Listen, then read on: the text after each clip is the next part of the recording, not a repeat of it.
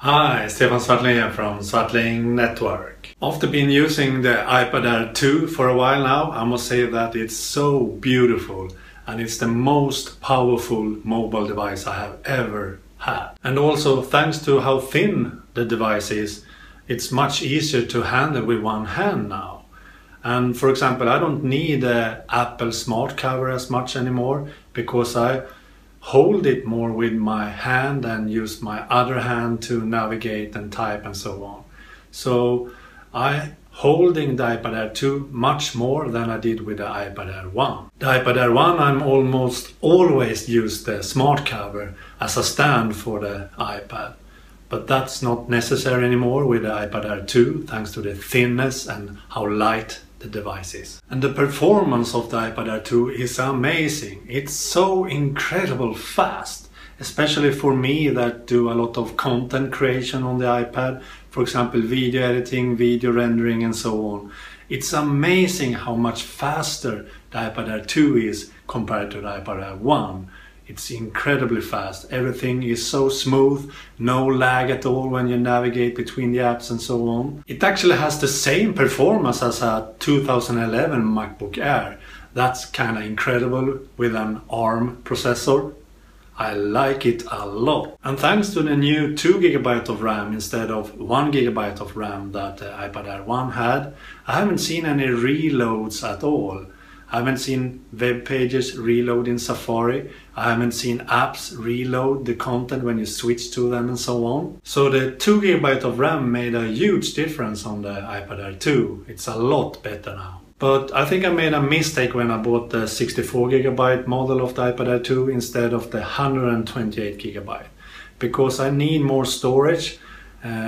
When I do my videos, I'm a video producer, I'm a vlogger as you know, and I need to have my short video clips locally stored on the iPad itself because I have 200GB of iCloud storage, iCloud Drive storage, and I bought that because I thought I could use that for my video creation, but it takes a lot of mobile data usage when I have to download these short video clips down to my iPad Air 2 when I'm not home, so I can't use my Wi-Fi network. So I think that I did a mistake when I bought the 64GB instead of the 128GB. The camera on the iPad Air 2 is good, not as good as on the iPhone 6 of course, but it's good enough. I used it mostly for video creation. For example, when I'm testing an iPhone app that is not available on the iPad, I have to use the iPad to record what I do on my iPhone. So that's what I have been using the iPad Air 2 for, and it works really good. And what Apple said in the iPad keynote, the iPad Air 2 keynote, was that the iPad is used for photography because it has a huge display that can work as a larger viewfinder, and that is actually true.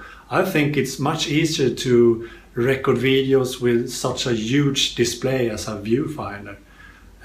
It's make the procedure a lot easier actually. The biggest problem I've had with the iPad Air 2 is that it hangs sometimes.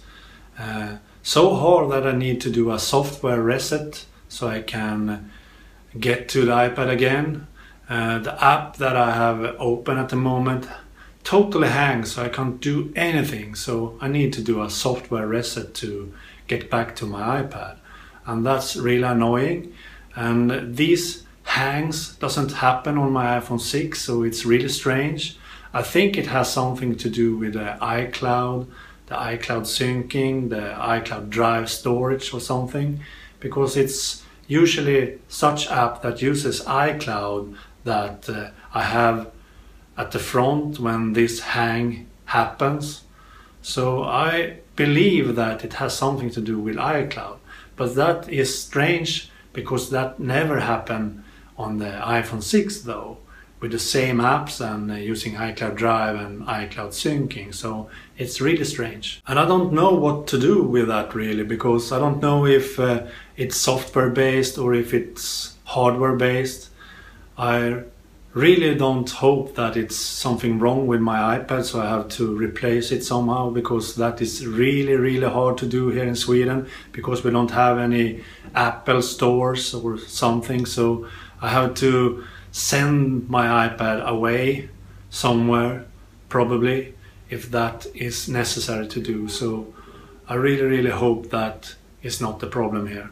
I hope that will fix itself when Apple updates to iOS 8.1.1, when Apple released that update. I hope that. And another thing that is not so good on the iPad Air 2 is the battery life.